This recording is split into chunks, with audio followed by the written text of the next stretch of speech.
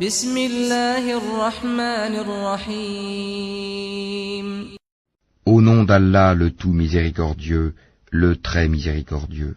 Ô toi, l'enveloppé dans tes vêtements, lève-toi pour prier toute la nuit, excepté une petite partie, sa moitié ou un peu moins, ou un peu plus, et récite le Coran lentement et clairement. Nous allons te révéler des paroles lourdes, très importantes. La prière pendant la nuit est plus efficace et plus propice pour la récitation. Tu as dans la journée à vaquer à de longues occupations. Et rappelle-toi le nom de ton Seigneur et consacre-toi totalement à lui, le Seigneur du levant et du couchant. Il n'y a point de divinité à part lui. Prends-le donc comme protecteur. Et endure ce qu'ils disent, et écarte-toi d'eux d'une façon convenable.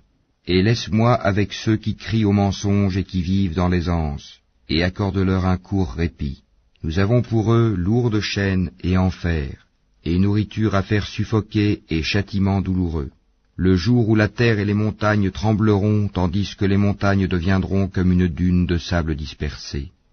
Nous vous avons envoyé un messager pour être témoin contre vous, de même que nous avions envoyé un messager à Pharaon.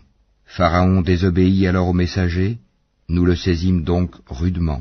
Comment vous préserverez-vous, si vous mécroyez, d'un jour qui rendra les enfants comme des vieillards aux cheveux blancs, et durant lequel le ciel se fendra, sa promesse s'accomplira sans doute.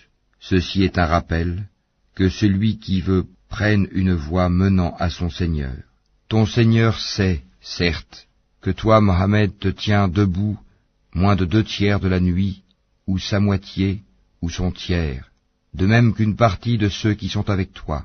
Allah détermine la nuit et le jour, il sait que vous ne saurez jamais passer toute la nuit en prière, il a usé envers vous avec indulgence, récitez donc ce qui vous est possible du Coran.